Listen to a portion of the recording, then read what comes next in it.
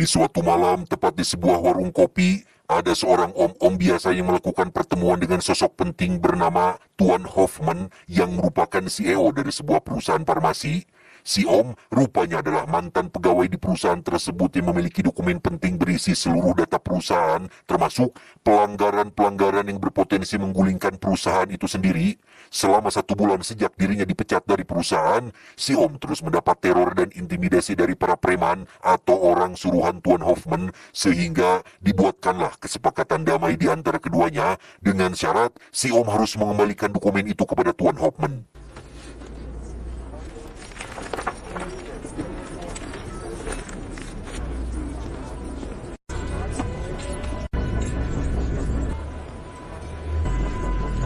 Tak lama setelah si Om dan Tuan Hoffman pergi, ada sesosok pria bernama kita panggil saja John mengikuti si Om dari belakang untuk memastikan ia pulang dengan selamat.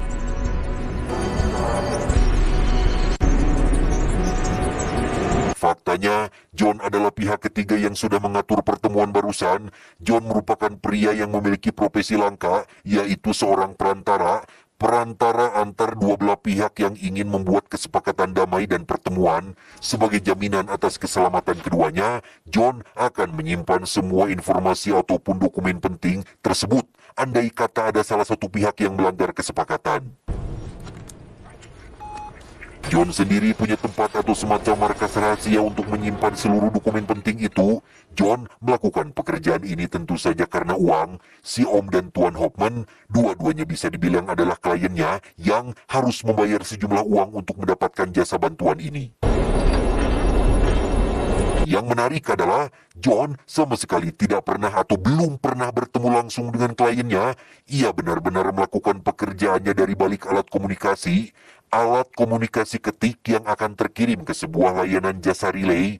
Layanan relay sendiri sebenarnya adalah layanan jasa yang diperuntukkan khusus untuk orang-orang disabilitas, salah satunya tunarungu atau orang yang punya keterbatasan dalam mendengar dan berbicara. Pengguna disabilitas hanya perlu mengetik apa yang ingin ia sampaikan kepada lawan bicara dan operator akan membacakannya secara langsung. Over the next few days, we will say credit or debit. Kesepian, itulah yang John rasakan. Profesi yang ditekuninya membutuhkan konsentrasi, kecerdasan, kewaspadaan, kejelian, dan ketelitian. John dituntut untuk hidup sendiri dan tidak mudah percaya pada orang lain demi menjaga kerahasiaan identitasnya. Satu-satunya tempat yang biasa John kunjungi adalah kelompok curhat berisi orang random yang punya masa lalu buruk seperti mantan pecandu, tukang judi, tukang nipu, dan lain sebagainya. Kebetulan hari itu ada anggota baru bernama Was, seorang wanita, kapten polisi yang sudah 9 bulan berhenti minum alkohol dan ingin tetap menjaga keistiqomahannya dengan cara ikut bergabung dalam kelompok sharing ini. I've been sober 9 years, 9 months. And Sejenak kita tinggalkan dulu John dan beralih pada seorang wanita bernama Sarah yang mendatangi sebuah firma hukum untuk menyewa seorang pengacara agar mau membantu kasusnya. Sama seperti si Om, Sarah adalah mantan pegawai di sebuah perusahaan bioteknologi yang berfokus pada bidang pangan.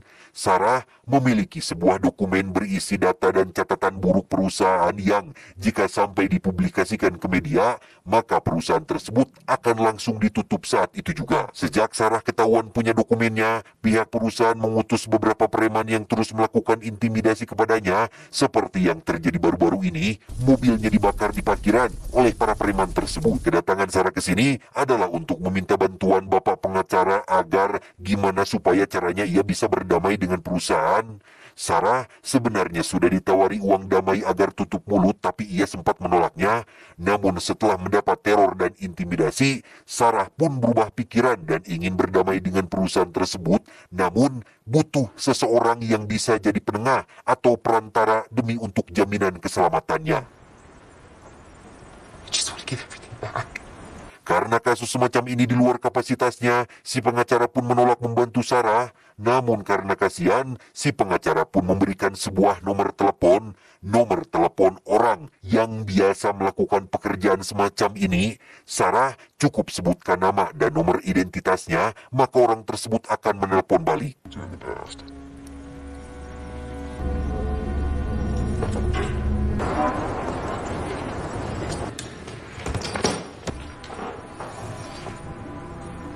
Seperti yang sudah bisa Anda tebak, orang yang si pengacara maksud adalah sosok si John. Masih di hari yang sama, John mendapat pesan dari Sarah yang menyebutkan nama dan nomor identitas pribadinya. Disinilah kita akhirnya akan melihat proses bagaimana si John melakukan pekerjaannya. Menggunakan nama lengkap dan nomor identitas pribadi yang sudah Sarah berikan, John bisa menyelidiki terlebih dahulu orang yang akan menjadi calon kliennya. With this grant, we really hope to make a difference. Di malam itu juga, John langsung menghubungi Sarah melalui layanan jasa relay. Karena ini adalah sesuatu yang baru bagi Sarah, operator pun menjelaskan bahwa seluruh percakapan ini bersifat rahasia, tidak akan direkam, tidak ada catatan digital. Komunikasi berlangsung satu arah dengan si operator yang akan membacakan teks yang dikirim oleh si John. Mention side of in a small number. Setelah menjelaskan kasus dan keinginannya, Sarah pun disuruh si John untuk membeli HP baru karena kemungkinan besar saat ini ponselnya sedang disadap oleh pihak perusahaan. Dan benar saja, ponsel Sarah ternyata sedang disadap oleh beberapa preman utusan perusahaan. Mereka berhasil melacak alamat penelepon Sarah tanpa tahu jika orang yang berbicara dengan Sarah di telepon saat ini hanyalah operator yang membaca pesan teks dari si John.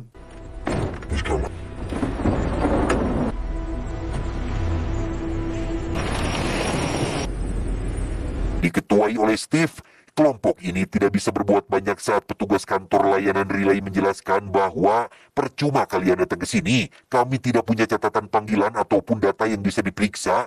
Sekalipun Steve dan timnya menggeledah tempat ini, tidak ada apapun yang bisa mereka geledah.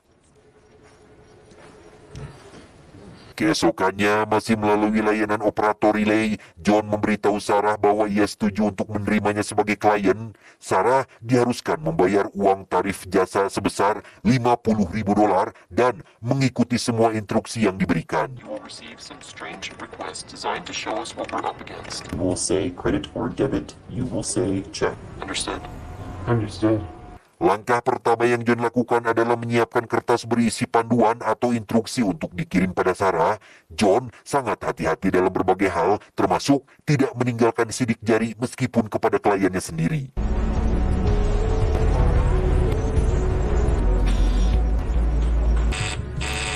Assalamualaikum, paket. John pun mengirimkan kertas instruksi tersebut melalui paket yang dikirim langsung ke kamar apartemen tempat tinggal Sarah. Dalam instruksi tersebut, Sarah diharuskan memasukkan uang $50,000 ke dalam amplop coklat yang sudah disiapkan berikut dengan dokumen asli milik perusahaan. Tak lama, Sarah mendapat panggilan dari si John yang tentu saja masih melalui layanan operator relay. John menyuruh Sarah untuk melakukan penerbangan keluar kota dengan membawa serta amplop berisi uang dan dokumennya.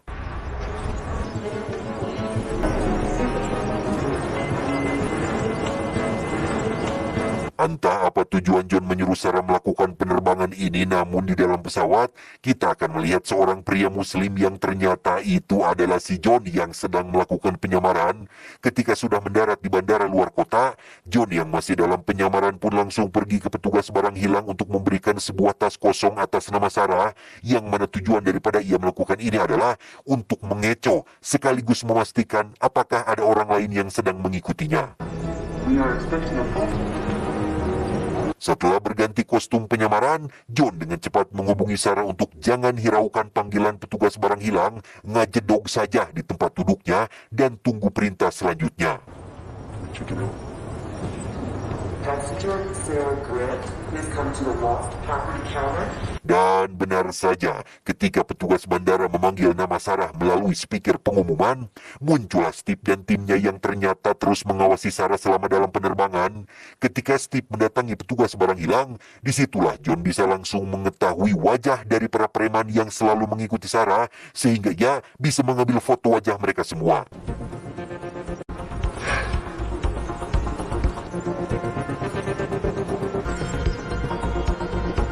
Setelah berhasil mendapatkan wajah para preman, John kembali menghubungi Sarah untuk pergi ke kantor pos yang ada di bandara, kirim uang dan dokumennya lewat pos sesuai alamat tujuan yang sudah John berikan. So your tracking numbers are right here. Entah polos atau tolol, Sarah membuang kertas resi berisi nomor pelacakan ke tong sampah sehingga anak buah Steve bisa langsung mengambilnya. Untungnya, John masih ada di sana melakukan pengawasan sehingga ia bisa mengambil langkah antisipasi untuk mencegah para preman mendapatkan dokumen tersebut. Entah apa rencana antisipasi yang John lakukan, namun beberapa hari berlalu tepat saat paketnya sudah tiba, Steve mengirim salah satu anak buahnya bernama Yuli untuk mengambil paket itu di kantor pos tujuan, tapi setelah petugas memeriksanya, paket yang dimaksud ternyata tidak ada karena si penerima sudah mengganti alamatnya dengan alamat tujuan yang baru. Ya, John sebagai penerima paket rupanya sudah mengganti alamat tujuannya sehingga ia bisa dengan santai mengambil paket tersebut tanpa harus khawatir diawasi oleh Steve dan anak buahnya.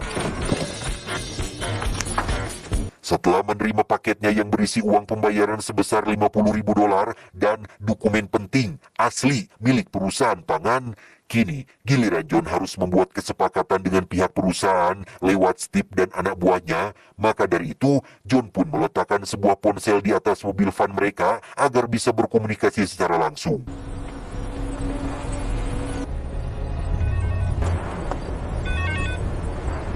Masih melalui layanan operator relay, John memberitahu bahwa saat ini dirinya sudah memegang dokumen asli milik perusahaan pangan yang jika Steve tidak mau bekerja sama, John akan mempublikasikannya dokumen itu kepada media. John pun menjelaskan perannya sebagai perantara yang hanya ingin mendamaikan kedua belah pihak antara Sarah dan perusahaan pangan.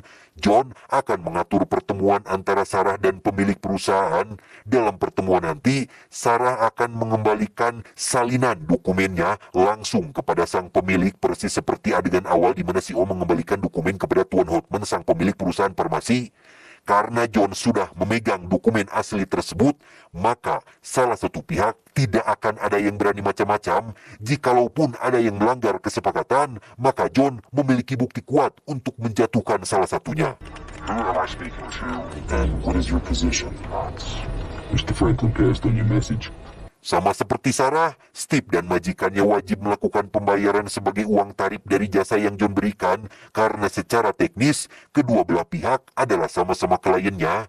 Berbeda sedikit dengan Sarah, Steve dan sang majikan diharuskan melakukan pembayaran sebesar $500,000 yang mana nominal tersebut disesuaikan dengan kemampuan pihak masing-masing. If you don't fully cooperate with our requests. Satu lagi, John meminta Steve untuk berhenti mengikuti Sarah, termasuk menyadap teleponnya dengan alasan untuk demi kenyamanan kedua belah pihak.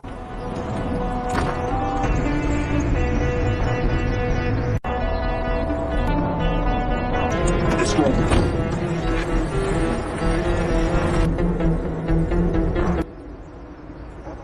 Selesai dengan itu, John pun langsung pergi ke markas rahasianya untuk memfotokopi dokumen tersebut.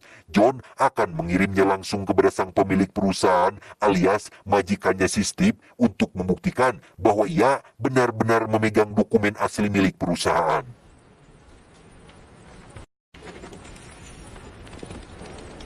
Keesokan paginya, Steve dan tim terlihat menyiapkan sebuah koper berisi uang $500,000 lengkap dengan alat pelacak yang baterainya mampu bertahan sampai 5 hari.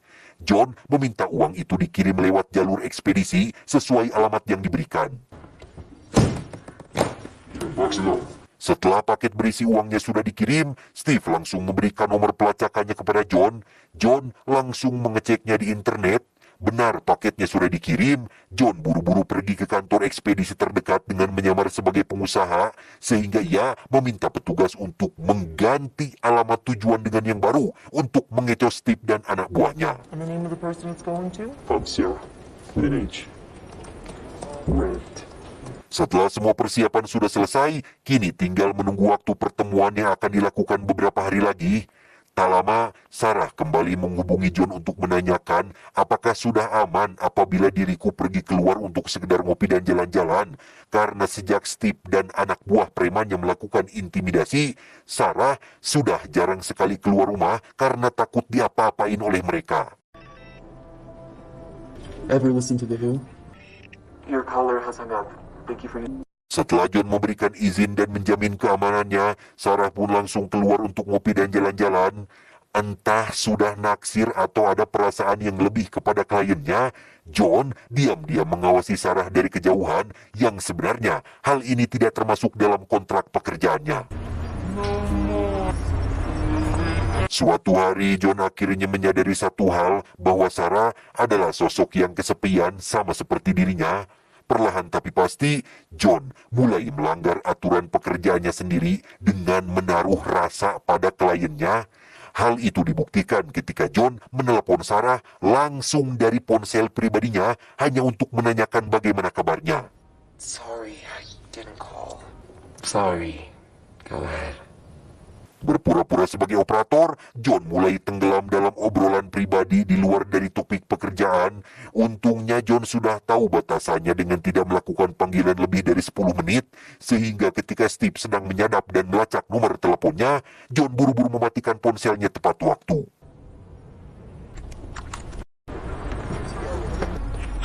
Yes, it's already off.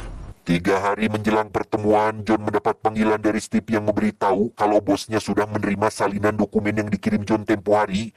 Masalahnya, dokumen tersebut seharusnya ada 327 halaman, sedangkan dokumen yang John kirim hanya ada 311 halaman, kurang 16 halaman lagi. Kemana? John dengan cepat memeriksa dokumen asli di markas rahasianya dan benar, itu hanya ada 311 halaman. John pun langsung menelepon Sarah untuk menanyakan hal ini dan aduh, entah polos atau memang belegu. Sarah mengaku memang hanya mengirim 311 halaman karena mengira jika sisanya tidak penting dan tidak akan jadi masalah. Nothing pertaining to the research. Please don't leave me to do this by myself. Karena waktu pertemuan sudah mepet, tidak ada waktu untuk mengirim sisanya melalui pos. Alhasil, John harus menyamar menjadi petugas keamanan untuk mengsurvei lokasi sebuah kios di pinggir jalan. Sarah diminta untuk pergi ke kios tersebut dan letakkan sisa dokumennya di antara tumpukan koran. Faktanya, apa yang John lakukan saat ini sudah di luar dari kewajiban pekerjaannya yang hanya sebagai perantara. Ia sampai nekat melakukan ini demi Sarah karena sekali lagi, John sudah menaruh rasa yang berlebih kepada kliennya. Ingat, cinta terkadang membuat seseorang menjadi buta dan lupa diri, sampai-sampai si John mengambil resiko yang tidak perlu seperti ini. Dan entah bagaimana Steve bisa tahu akan rencana ini, ia dan anak buahnya terlihat sudah berada di lokasi mengawasi Sarah yang sedang meletakkan sisa dokumennya. Tak lama setelah Sarah pergi, John yang belum menyadari keberadaan Steve CS pun langsung mengambilnya begitu saja. Namun saat korannya dibuka, ternyata sisa dokumennya tidak ada di sana, sehingga ia dengan cepat menghubungi Sarah untuk menanyakannya. Second from the left. I'm so sorry. Dan pucak, benar-benar pucak. Sarah lagi-lagi melakukan kesalahan dengan meletakkan sisa dokumennya di tumpukan koran sebelah kiri yang seharusnya di sebelah kanan, sehingga mau tidak mau John harus memutar otak untuk kembali ke kios tersebut. Sadar jika Steve CS ada di sana, John pun membayar seorang tunawisma untuk melakukannya dan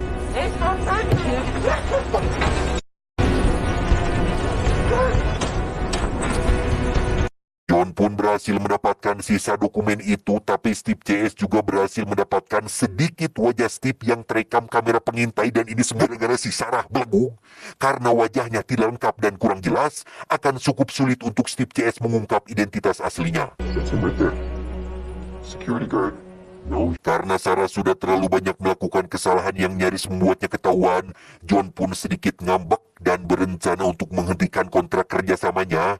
Butuh orang lain untuk curhat tentang masalah ini, John pun mendatangi kelompok curhatnya dan mulai menceritakan tentang keresahannya tanpa menyebutkan secara detail siapa dan apa masalahnya. And then I got a job on Wall Street. Intinya, John curhat tentang Sarah, sosok yang ia sukai tapi juga pika pusingan. John sangat peduli pada Sarah dan ingin membantunya lepas dari masalah, tapi di saat yang sama John juga harus melanggar beberapa kode etik pekerjaannya akibat ulah Sarah itu sendiri. Itu membuat John jadi bingung harus lanjut atau tidak karena sepengetahuannya, wanita selalu jadi sumber masalah utama yang membuat seorang lelaki menangis dan patah hati. Karena ini adalah kali pertama John berbicara di kelompok, salah satu anggota yaitu Was pun sangat bangga dan mengapresiasi hal tersebut. Meski Was punya jabatan penting di kepolisian yaitu pangkat kapten, Was sama sekali tidak sombong dan mau memeluk John dengan penuh ketulusan. Thank you, Was. Setelah mendapatkan sedikit ketenangan seusai curhat, John akhirnya memutuskan untuk melanjutkan membantu Sarah. 1 hari menjelang hari pertemuan, John memberitahu Sarah dan Steve terkait lokasi dan waktu pertemuan, yaitu di sebuah warung kopi yang terletak di tempat umum. Caller is enough. Thank you for using the Tri-State Relay Service. Have a wonderful Tibalah hari pertemuan. 3 jam menunggu, John tak kunjung melihat kemunculan Sarah ataupun Steve yang seharusnya sudah datang tepat waktu 1 jam yang lalu. Saat ditelepon, Sarah mengaku akan melakukan pertemuan di tempat lain. Hal itu Sarah lakukan dengan alasan demi untuk melindungi John karena ternyata Steve CS sudah berhasil melacak wajah John dan sudah tahu identitas pribadinya. They know who you are. They told me your name. James Keaton. Dan siapa lagi itu James Keaton? Sadar jika ini adalah jebakan yang dibuat oleh Steve, John pun buru-buru pergi ke lokasi untuk mencegah Sarah menemui Steve dan komplotannya. Bertempat di dalam gedung teater, John berhasil menemukan Sarah dan Steve CS yang masih belum ketemuan. Disinilah kita akan melihat betapa cinta itu bisa merubah seseorang menjadi sangat nekat dan berbuat hal yang di luar akal sehat ketika John membunyikan alarm teater demi hanya untuk menyelamatkan Sarah pergi dari tempat tersebut.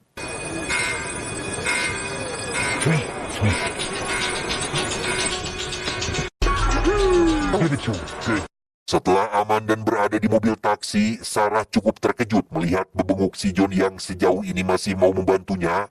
Sarah penasaran kenapa si John mau membantunya sampai-sampai menyiapkan KTP baru untuk Sarah bisa pergi keluar kota.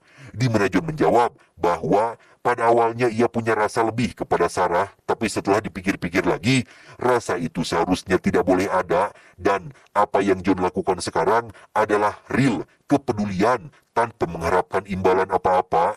Sarah sempat mengajak John untuk pergi bersamanya, namun dengan semua yang sudah terjadi, John menyadari satu hal, bahwa Sarah hanya akan menjadi beban yang harus terus membuatnya kerepotan.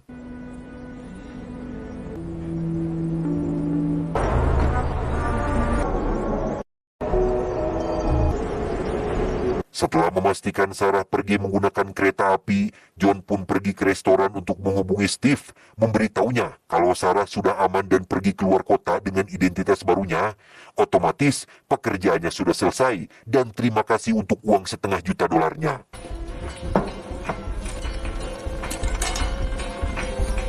Baru saja makan, John tiba-tiba mendapat telepon dari Sarah yang mengaku sedang disandra oleh Steve dan anak buahnya yang ternyata Sarah membandel dengan menggunakan ponsel lain yang mudah untuk dilacak sehingga Most of the media work with this anyway, so they won't publish it, alright? ponsel pun diambil alih oleh Steve yang mengancam akan menyakiti Sarah apabila John tidak segera mengembalikan dokumen aslinya. Steve juga memaksa John untuk menunjukkan di mana markas rahasia tempat dokumen itu disimpan untuk memastikan John tidak menyimpan salinan fotokopiannya. Anything give a choice. Bingung, benar-benar bingung, itulah yang John rasakan sekarang. John pun akhirnya meminta bantuan Was, si kapten polisi yang ada di kelompok curhatnya. Namun karena ini masih dini hari, beliau tidak menjawab panggilan maupun pesan teks yang John kirimkan.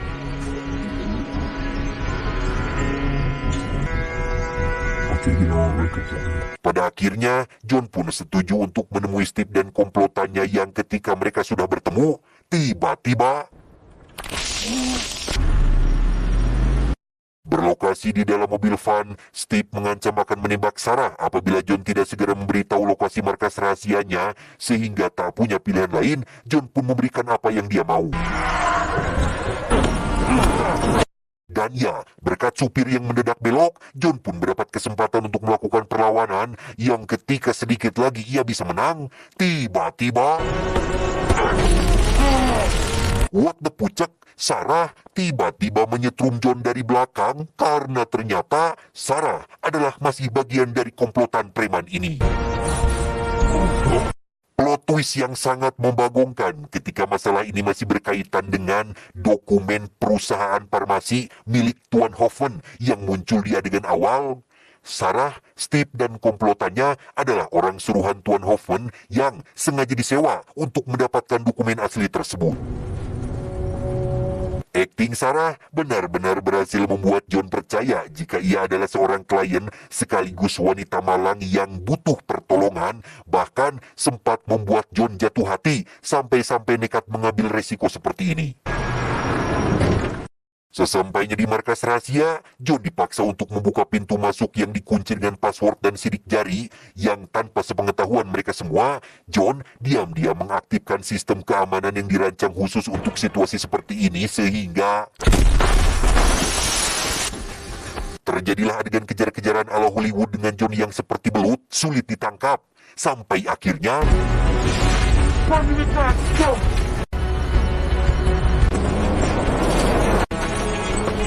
ya, John dan Sarah pun saling berhadap-hadapan dengan pistol di tangan. John perlahan menurunkan pistolnya sembari mempersilahkan Sarah untuk menembaknya. Namun ternyata Sarah sepertinya memiliki perasaan yang sama kepada John, yang hal itu bisa dilihat dari matanya yang mulai berkaca-kaca dan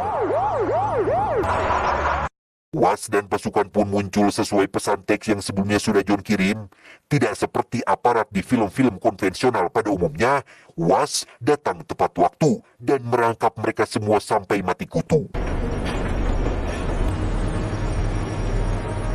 Beberapa hari setelah John dinyatakan tidak bersalah, ia pun pergi ke kantor pos untuk mengambil paket berisi uang $500,000 yang di dalamnya terdapat alat pelacak yang baterainya sudah mati.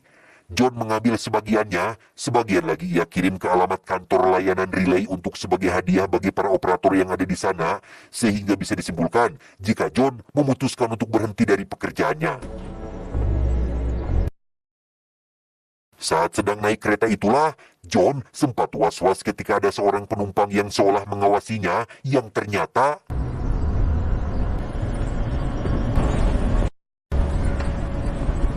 lama, John pun mendapat berita tentang perusahaan farmasi milik Tuan Hoffman yang ditutup karena terbukti melakukan pelanggaran. Dengan kata lain, tidak akan ada orang lain lagi yang mengganggunya. John bisa menikmati kehidupan barunya dengan tenang dan damai.